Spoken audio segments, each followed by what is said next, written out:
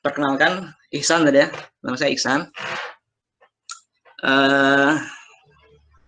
Jadi S2-nya di University of Aberdeen, itu di Scotland, termasuk UK ya. Lulusan 2018, itu saya Januari 2018 lulusnya dari sana. Kemudian untuk saya juga menggunakan beasiswa LPDP untuk sekolah di sana, yaitu PK 69 di tahun 2016. Kemudian seperti yang lainnya, saya juga alumni FKIP Kimia yang tamat di tahun 2015 ya. Kemudian sekarang sempat berkarir di Muamalat sebenarnya, Bank Muamalat kantor pusat, tapi kemudian resign karena sekarang ibu sendiri jadi mau nemanin ibu, jadi mau cari karir yang dekat-dekat aja. Sekarang kesibukan sekarang sedang mengembangkan startup sebenarnya. Jadi ada startup kami yang kami kembangkan, ada cendekiawanzone.com sama labtani.id. Itu dikembangkan dengan ada 2 orang lulusan Inggris juga yang dari Bengkulu. Itu ada Kak Eko Saputra sama Kak Andri. Kami sedang mengembangkan itu di Bengkulu juga. Kemudian sekarang kalau untuk kemarin juga sempat tes ini ya, tes CPNS. Sekarang baru tahap SKB ya. Jadi itu kesibukan sekarang. Jadi yang mau saya sharing kali ini itu mengenai LPDP dan study abroad ya. Spesialnya di UK. Jadi sebagian besar nanti itu tentang pengalaman saya, kemudian tips, kemudian filosofi mengapanya saya ambil di UK, kemudian mengapa juga LPDP itu menjadi pilihan yang baik nanti kalau teman-teman sekalian mau melanjutkan kuliah gitu, baik di dalam negeri ataupun di luar negeri. Ya. Jadi pertama, mengapa dan apanya LPDP dulu ya. Jadi mungkin nanti Kak Ronald, Kak Alan, sama Mbak Ais juga bakal share yang sama karena dari beasiswa yang sama tentang LPDP. Tapi sederhananya, PDP itu kan dari Kementerian Keuangan, itu lembaga pengelola dana pendidikan gitu. Jadi dia diambil dari dana pendidikan abadi yang dikelola oleh Kemenkeu, kemudian itu digunakan untuk pemuda-pemudi Indonesia yang mau melanjutkan kuliah, itu baik di dalam negeri maupun di luar negeri. Gitu. Dia ada 15 jenis program seperti yang disampaikan di awal tadi, kalau LPDP itu. Dia ada yang reguler itu yang utama lah istilahnya, yang paling banyak mungkin di sana. Ada juga afirmasi, kemudian ada juga yang kalau nggak salah berprestasi ya kalau sekarang. Jadi bedanya nanti di persyaratannya. Jadi di kriteria orang yang bisa mendaftar di sana. Nanti akan dijelaskan lebih lanjut ya. Kemudian dia kalau saat ini ya, kalau sebelumnya di masa kami itu ada 4 periode LPDP ini. Tapi sekarang sudah menjadi 2 periode. Tapi jumlah penerimanya tetap, cuman periodenya saja menjadi lebih sedikit. Tapi kalau untuk kuotanya sepertinya dia masih tetap banyak ya. Dan dia ada 3 rangkaian seleksi untuk saat ini. Ada yang pertama itu administrasi, dokumen dan sebagainya. Kemudian ada juga SBK ya kalau saya. SBK itu semacam TPA lah kalau sekarang. Kemudian yang terakhir itu ada wawancara untuk saat ini ya. Kalau dulu ada grup diskusi, kalau sekarang saya kurang paham ya, masih ada atau tidak, tapi yang utama ada 3 itu. Ya. Nanti kalau misalnya mau lebih lengkap lagi tentang LPDP, itu ada web yang saya letakkan di slide-nya, ada di kemenkeu.go.id, dan juga di Instagramnya, nanti bisa update di sana, itu lebih lengkap lagi, terutama di link websitenya itu bisa diunduh. Setiap 15 jenis program itu ada panduannya masing-masing, nanti bisa di download saja gitu. Saya share mengapanya saja ya, karena kalau kata Simon Sinek itu start with why ya, karena kalau tidak tahu mengapa kita melakukan sesuatu, nanti kita kayak orang gila gitu. Pertama, kenapa LPDP itu bagus menjadi pilihan untuk kuliah ke luar negeri, adalah on time-nya. Itu kalau dilihat di slide ada tepat waktu. Jadi kalau LPDP itu termasuk sponsor beasiswa yang sangat bagus sekali ya, karena dia sampai sekarang belum pernah terdengar ada yang terlambat beasiswanya ya. karena saya juga sempat mendapatkan beasiswa PMDSU itu dari Dikti ya, yang S2 S3 waktu itu di UNAN sebelum ke LPDP. Itu waktu di Dikti itu 3 bulan terlambatnya gitu beasiswanya. Bukan hanya itu, di Dikti untuk waktu itu ya, jadi 2017 ya, 2017 2016 sama mungkin awal 2018 itu beberapa sponsor beasiswa dari Indonesia masih sering terlambat. Kalau sekarang saya kurang paham, mungkin ada perkembangan dan sebagainya. Tapi keterlambatan beasiswa itu sebenarnya sangat mempengaruhi gitu bagaimana produktivitas kita pada saat berkuliah. Nah, LPDP itu termasuk yang tepat waktu ya. Kemudian dia termasuk lembaga pemerintah yang mengkampanyekan zona integritas gitu. Jadi bagi terutama orang-orang yang idealis gitu ya, ini sangat penting sekali. Jadi nanti beasiswanya tidak akan dipotong, kemudian mereka mengelolanya dengan profesional. Jadi zona integritas itu sangat penting. Jadi intinya akan aman lah kalau misalnya kalian mengambil sponsor LPDP untuk melanjutkan beasiswa. Kemudian masih dalam kata kunci aman tadi, dia kan dari pemerintah, dari Kemenkeu, sehingga kemungkinan bangkrutnya itu akan lebih sedikit dibandingkan misalnya sponsor-sponsor yang dari perusahaan. Karena kalau ke UK itu bukan hanya LPDP saja, bisa dari beasiswa Chevening, bisa jadi beasiswa dari universitas itu sendiri. Misalnya kalau dari Oxford itu ada Gates Oxford Scholarship kalau nggak salah, atau dari perbankan banyak juga itu. Nah, biasanya dari perusahaan ada kemungkinan, lebih besar kemungkinannya untuk misalnya terhenti beasiswanya kalau misalnya perusahaannya merugi dan sebagainya. Dan kalau untuk LPDP akan lebih aman karena sponsornya adalah pemerintah kita sendiri gitu. Kemudian kata kunci mengapa yang keempat itu adalah banyak. Nah, banyak di sini tentang kuotanya yang pertama ya. Jadi kuota LPDP untuk 2019 itu mereka hampir 6.000, sekitar 6.000 kuota yang mereka sediakan untuk mahasiswa atau mahasiswi yang lulus S1 yang ingin melanjutkan S2-nya ke luar negeri ataupun di dalam negeri. Dan 6.000 itu adalah jumlah yang banyak. Intinya kalau misalnya jumlah yang banyak ini, peluang kita untuk masuk akan lebih banyak ya. Jadi tinggal berusaha sebaik mungkin. Mungkin kadang-kadang kuota itu bahkan tidak terpenuhi gitu. Kemudian banyaknya juga ini dalam ini ya, hal dana yang diberikan atau beasiswa yang diberikan. LPDP itu adalah full ya, full scholarship. Nah, di sana yang diberikan ke kita itu adalah dana bulanan, kemudian ada juga dana untuk buku diberikan, dana penelitian, kemudian ada dana pulang pergi ke negara yang kita tuju apabila kita kuliah ke luar negeri. Kemudian ada juga bahkan ada dana untuk istri dan anak. Kalau kita sudah menikah ya, sudah menikah dan memiliki anak, kemudian ada dana tambahan untuk itu ya, bahkan. Untuk di UK sendiri itu di spesialnya di tempat saya kemarin itu sekitar 20 juta per bulan, tapi dia dikeluarkan per 3 bulan. Berarti jadi sekitar 60 ya, kurang lebih 60 juta yang kita terima per periode diberikan aja. Dan ya, dan untuk yang penelitian itu tergantung jenis penelitiannya.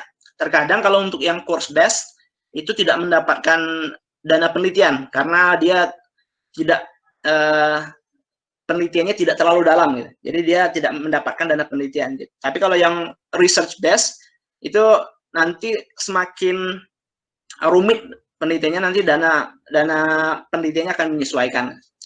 Kemudian kata kunci yang kelima itu adalah populer ya. Kalau misalnya kalian tahu mau di Ayunda, kemudian kalau CEO Ruang Guru itu ada Mas Belva ya, pokoknya Belva, nah, lupa nama lengkapnya itu Belva.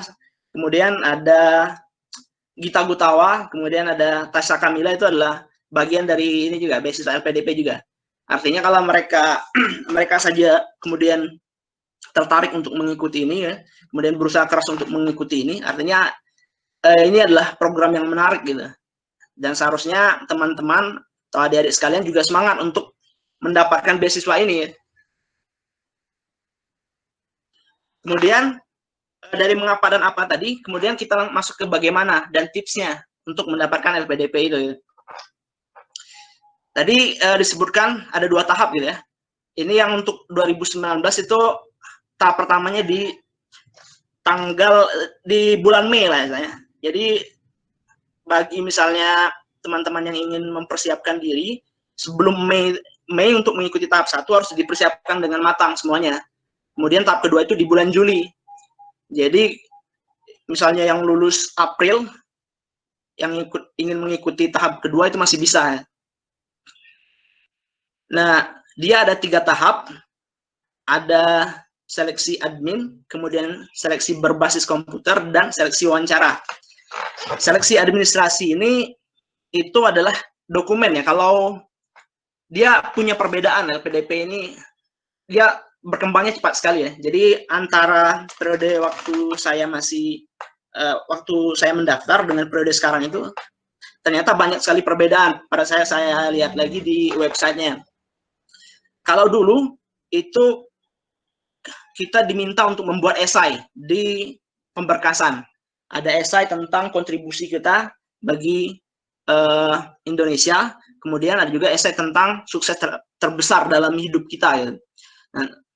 Nah, tipsnya untuk seleksi administrasi itu, saya pikir 2 esai yang tadi juga cukup penting, karena LPDP itu tidak hanya melihat akademis dari seseorang, tapi juga melihat dampak apa yang bisa diberikan oleh seseorang tersebut. Oleh karenanya, esai ini akan menunjukkan bagaimana kapasitas diri kita untuk memberikan dampak. Ya, karena tanpa itu mereka tidak tahu bagaimana kapasitas kita dan dampak apa yang bisa kita berikan. Oleh karenanya, tipsnya itu dilatih gitu, membuat esai gitu. Dicoba buat misalnya sampai 10 esai dan pilih yang terbaik gitu tentang kontribusi untuk Indonesia dan sukses terbesar dalam hidupku tadi. Kemudian berhubungan juga dengan seleksi admin ini, itu kalau misalnya dilihat di poin kedua di slide, itu kemampuan bahasa, terutama untuk yang mau ke luar negeri. Ya. Karena TOEFL IBT-nya itu minimal 80 dan IELTS-nya 6,5. Kalau TOEFL ITP-nya mungkin itu setara dengan 550 ya. Tentu saja kalau untuk yang di dalam negeri, dia akan lebih rendah. Kalau tidak salah untuk yang reguler, IELTS-nya itu 6,0 ya di dalam negeri. Kemudian TOEFL ITP-nya itu 500, kemudian TOEFL IBT-nya itu mungkin nanti bisa dibenarkan oleh teman-teman yang lain sekitar 61 apa 71 ya. Saya kurang ingat ya. Intinya IELTS dan TOEFL dengan nilai segini, saya pribadi melihatnya bukan hal yang mudah juga gitu. Oleh karenanya, bagi yang masih kuliah gitu, apalagi mungkin yang semester awal itu bisa dipersiapkan dari sekarang. Karena IELTS itu berbeda dengan TOEFL ITP yang biasa. Nantinya di IELTS itu ada listening, writing, kemudian ada speaking, gitu ya. Ada reading. Nah, speaking-nya itu kita langsung di IELTS. IELTS-nya adalah untuk sertifikat bahasa Inggris lah istilahnya. Kita dites untuk berbicara langsung dengan native speaker yang akan langsung menilai bagaimana kemampuan berbahasa kita, kemudian bagaimana kosakata yang kita gunakan, apakah tingkatan tinggi atau tidak, kemudian grammar yang kita gunakan. Artinya tidak mudah. Kalau tidak dipersiapkan dari awal, nanti akan kesulitan. Ya. Harus difokuskan memang. Bahkan bisa jadi yang poin kedua itu menjadi hal yang paling awal dipersiapkan. Kemudian yang juga berhubungan dengan dokumen, itu poin pertama. Poin pertama di slide itu adalah LOE dan proposal study. Atau proposal study ini kalau untuk yang magister mungkin rencana studi ya. Nah, LOE ini tapi ada perbedaan. Perbedaan tergantung dengan tipe beasiswa ya, bukan tipe beasiswa sih, jenis beasiswa LPDP yang digunakan. Jadi untuk yang afirmasi, ya, beberapa beasiswa afirmasi seperti beasiswa dari bidik misi, kemudian 3T, itu LOE-nya itu bisa kondisional dan bisa menyusul LOE-nya. Artinya LOE ini bisa diberikan setelah kita lulus LPDP. Tetapi untuk yang reguler, LOE-nya itu harus unconditional sebelum kita lulus. Artinya memang ada perbedaan, tetapi tetap saja LOE itu penting. Walaupun afirmasi kemudian tidak mewajibkan LOE, tapi kalau apabila seseorang itu ada LOE untuk daftar afirmasi, tentu saja akan menjadi nilai plus. Nah, LOE itu sendiri adalah semacam surat tanda kita diterima oleh universitas tertentu gitu. Nah, tipsnya untuk mendapatkan LOE ini adalah pertama banyak bertanya ke dosen-dosen. Itu kalau saya dulu kan banyak bertanya ke Pak Lutfi gitu ya. Bertanya juga dengan kakak tingkat, sempat juga tanya sama Kak Ronald, Kak Alan. Saya sering tanya-tanya ya, karena mereka senior saya pada yang sudah melakukan proses ini semua. Nah, jaringan penting itu adalah ketika seseorang bisa memperkenalkan kita dengan profesor tertentu yang ada di universitas tertentu. Ya.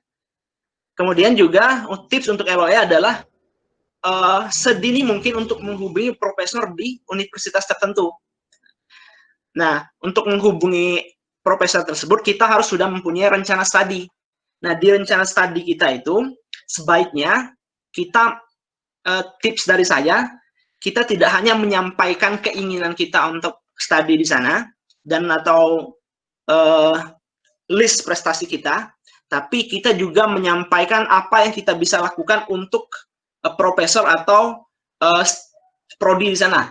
Misalnya kita punya set skill kemampuan computer science atau data science atau kemampuan graphic design dan sebagainya.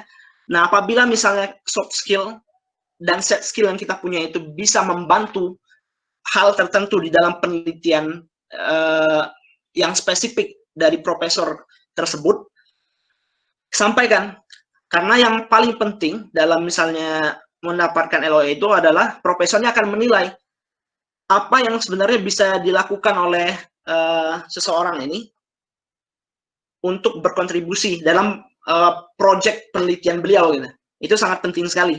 Jadi jangan sampaikan hal yang biasa saja, tapi sampaikan juga apa yang bisa kalian kontribusikan untuk profesor itu ya. Kemudian esai tadi sudah, kemudian dia juga ada TPA kalau sekarang, jadi ya harus melakukan drilling sebanyak-banyaknya, gitu ya. Itu sama dengan tes CPNS dan ini TPA Bapenas. Gitu. Kemudian wawancaranya juga kalau untuk keluar negeri dalam bahasa Inggris, jadi harus latihan dengan teman dan banyak baca. Kemudian harus unik dan berpendirian. Nah, banyak baca itu penting karena kadang-kadang topik yang dikeluarkan itu adalah topik-topik yang populer pada saat itu, baik itu misalnya ekonomi dan sebagainya. Bahkan untuk wawancara kedua, itu kabarnya saat ini banyak topik-topik sensitif yang dikeluarkan. Jadi harus sering-sering baca sehingga banyak pengetahuan. Ya, ya lanjut ya. Kemudian ini adalah mengapa ini ya belajar ke UK. Tapi ini bukan berarti mengapa UK tempat yang terbaik untuk belajar ya, karena tidak harus begitu juga. Jadi dimanapun bisa menjadi tempat yang baik untuk belajar. Tapi ini adalah mengapa UK itu juga pilihan yang baik untuk belajar, bukan yang terbaik juga, tapi bisa menjadi pilihan alternatif yang baik gitu untuk belajar. Pertama, kalau dari ini ya perspektif saya sendiri itu adalah kalau menurut saya pribadi itu indah gitu ya. Kotanya banyak kota-kota tua yang indah di ini. It's beautiful. Ada Edinburgh, Aberdeen tempat saya, kemudian Glasgow, itu kota-kota tua yang indah. Saya pertama kali pertama kali ini ya ke Edinburgh atau ke Skotlandia secara umum, itu kayak ke negeri dongeng gitu. Itu suasananya itu luar biasa, magical lah istilahnya. Gitu. Artinya itu bakal menjadi pengalaman yang luar biasa untuk melihat sesuatu yang tidak pernah kita lihat sebelumnya gitu. Kemudian yang kedua adalah fasilitasnya. Jadi fasilitas universitas di luar negeri pada umumnya, terutama yang 100 besar, kemudian mungkin bahkan sampai 500 besar, sampai 400 besar, itu fasilitasnya jauh lebih baik dibandingkan universitas di Indonesia. Itu kalau digambar, itu adalah ini ya, perpustakaan dari universitas kami. Nah, perpustakaannya ini luar biasa sekali fasilitasnya. Di The Times, apa ya nama websitenya, pokoknya beberapa website itu menyatakan bahwa perpustakaan ini menjadi perpustakaan yang top 5 perpustakaan yang paling menarik dan paling canggih di dunia untuk perpustakaan universitas tentunya. Bukunya lengkap, kemudian ruang meetingnya canggih dan lengkap di perpustakaan itu, sehingga bisa digunakan kapan saja, buka 24 jam, ya. Kemudian nyaman, ini adalah foto dari atas bagaimana arsitektur dari dalam gedungnya, gitu. Indah dan nyaman, gitu. Kemudian juga tentu saja kalau misalnya kita berbicara masalah kimia, itu masalah labnya. Kalau masalah labnya tentang alat tentu saja akan jauh lebih lengkap, apalagi misalnya dibandingkan dengan universitas kita ya. Saya pertama kali datang itu banyak sekali alat yang tidak saya mengerti bagaimana cara kerjanya, sehingga perlu bertanya banyak ya.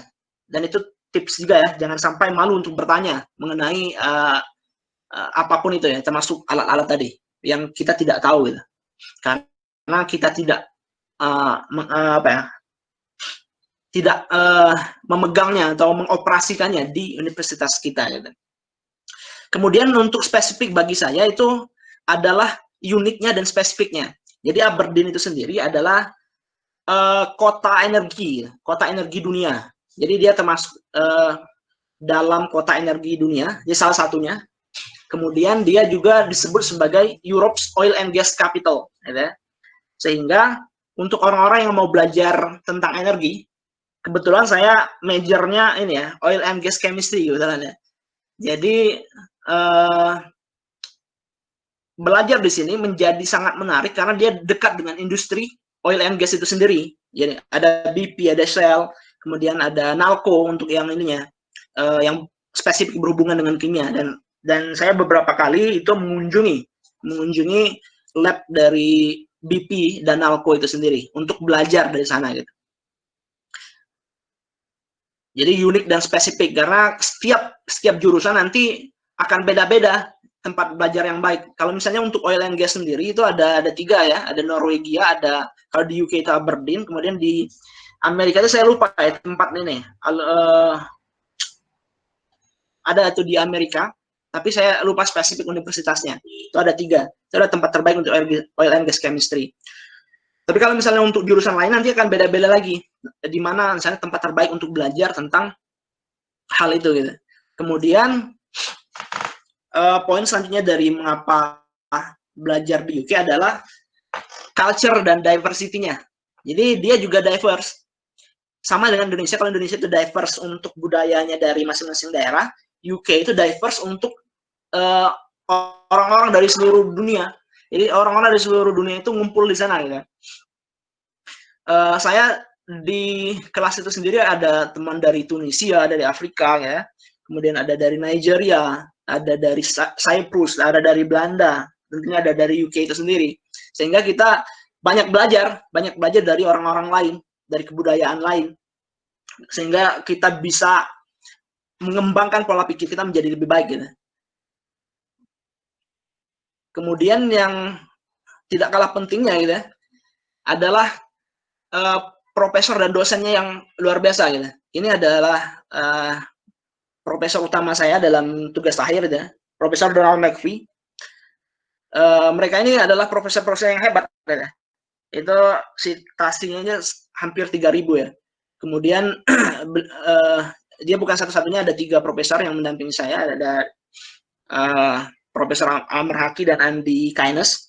Dan mereka ini tidak hanya hebat, tapi baiknya minta ampun ya. Jadi kalau misalnya kita mau diskusi kapan saja, itu mereka akan membantu dengan senang hati gitu. Mirip sama Pak Lutfi lah kalau di ini ya, di Universitas Bengkulu ya. Jadi tidak tidak ada misalnya kita mau bertemu itu kemudian dihalang-halangi atau misalnya dia bilang sibuk dan sebagainya, tapi dia akan selalu ini ya, selalu open gitu untuk kita, bahkan kayak teman gitu kalau misalnya di sana gitu. Pengalaman saya gitu.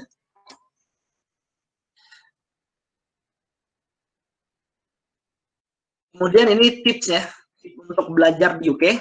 Tipsnya itu adalah work hard, play hard. Ya. Kenapa saya bilang begitu? Tentu saja kalau misalnya kita belajar ke luar negeri, kita akan mengalami yang namanya stres dan sebagainya. Gitu. Kemudian kesibukannya akan lebih tinggi dibandingkan kuliah di dalam negeri. Bahkan jumlah bacaan yang harus kita baca, jumlah tugas yang harus dikerjakan gitu. Kalau misalnya spesifik untuk jurusan kami, itu ada diskusinya yang lebih banyak gitu. Bukan menulisnya yang lebih banyak, karena dia course based.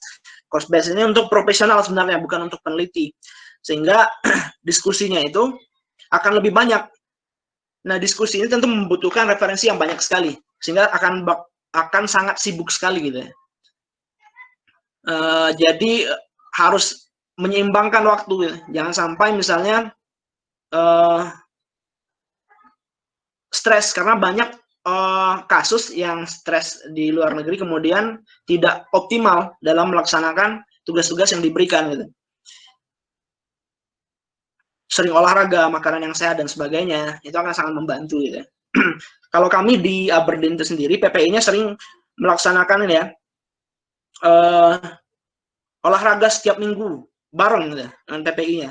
Kadang-kadang basket, ada bulu tangkis ya, ada futsal ya. Kami sering bermain di sana. Kemudian juga bersosialisasi dengan teman-teman, terutama ini saya dengan teman-teman yang satu project, teman-teman satu kelas gitu ya. Itu jangan malu-malu gitu. Walaupun misalnya saya sendiri ya, itu bahasa Inggrisnya pada saat mau berangkat itu tidak terlalu baik, tapi jangan sampai itu menjadi penghalang gitu untuk bersosialisasi dengan mereka gitu. Karena sosialisasi itu akan bahkan menambah kemampuan kita itu sendiri dalam berkomunikasi. Gitu. Diseimbangkan. Kemudian mungkin juga di sini kan kalau bisa dilihat SKS dari riset projectnya itu saya itu jauh lebih besar dibandingkan ini yang lain gitu, studi yang lain. Oleh karenanya untuk riset projectnya itu seharusnya dioptimalkan, karena nanti akan sangat membantu misalnya nilai akhir kita gitu. Karena dia 60 SKS.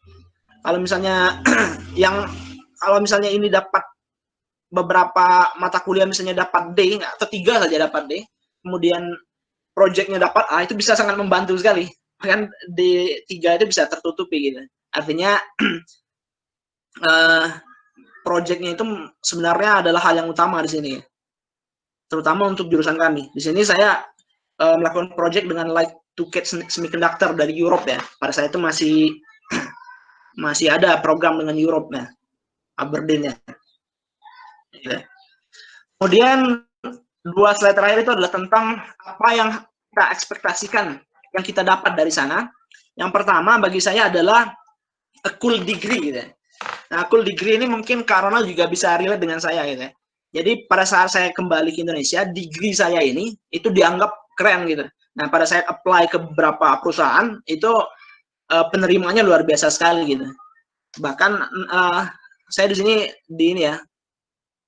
di ODP Muamalat, kemudian ada di Nalco Indonesia. Itu kemarin diterima ya. Pada saya pulang dari UK, itu Februari pulang, kemudian Aprilnya sudah kerja di sana, sudah diterima di 2 tempat ini gitu. Tapi saya ambil di yang ODP Muamalat karena Nalco menawarkan ini ya, penawarnya lebih rendah gitu ya. Tentang karir dan sebagainya lebih rendah. Bukan hanya tentang ini ya, bukan hanya tentang gaji dan sebagainya gitu. Tapi penerimanya luar biasa perusahaannya karena dia dianggap kualifikasinya bagus gitu dari degree ini.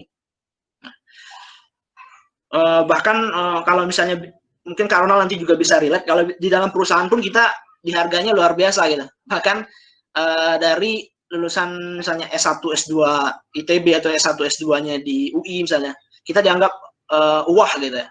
Karena degree-nya mungkin dianggap luar biasa kali ya di Indonesia gitu. Degree-degree yang dari luar negeri.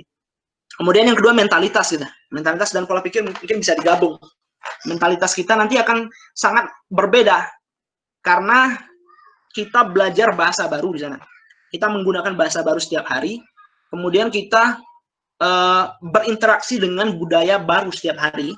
Kita kemudian belajar dengan banyak orang baru setiap hari. Itu akan merubah pola pikir kita. Itu saya alami sendiri. Pola pikir kita akan cara kita berpikir, bagaimana menjadi lebih simpel dan sebagainya, bagaimana mendapatkan ide dan sebagainya, itu akan luar biasa berbeda. Akan kalian rasakan sendiri, mungkin teman-teman yang lain juga bisa relate. Kemudian skills tentu saja itu bukan hanya akademik gitu ya. Akademik sudah tentu saja kita dapatkan degree tadi gitu. Tapi non akademik juga karena kita berinteraksi dengan orang-orang yang luar biasa dari seluruh dunia gitu. Dan kita bisa belajar banyak gitu. Kalau saya pribadi saya belajar data science di sana ya dengan teman-teman, itu termasuk yang non akademik di sana yang saya pelajari. Tentu saja network dari diversity tadi, kemudian time management karena kita sangat sibuk, kalau tidak bisa memanage waktu dengan baik tentu saja kita akan tertinggal.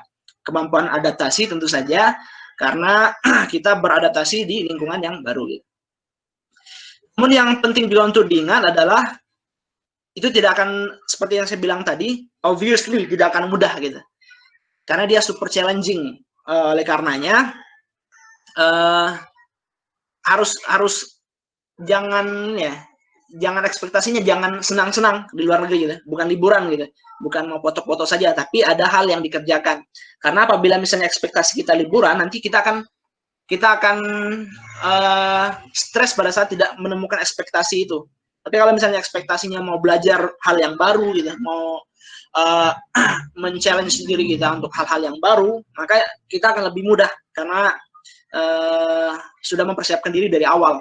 Kemudian atasi stres dengan cara yang kreatif. Karena banyak kasus gitu di LPDP sendiri, banyak karena ini tidak mudah, banyak yang ini ya, yang stres. Oleh karenanya seperti yang disampaikan juga tadi, atasi dengan kreatif, olahraga setiap hari gitu. Kemudian berinteraksi dengan komunitas seperti PPI tadi, kemudian komunitas dari kampus sendiri, itu banyak sekali komunitas gitu.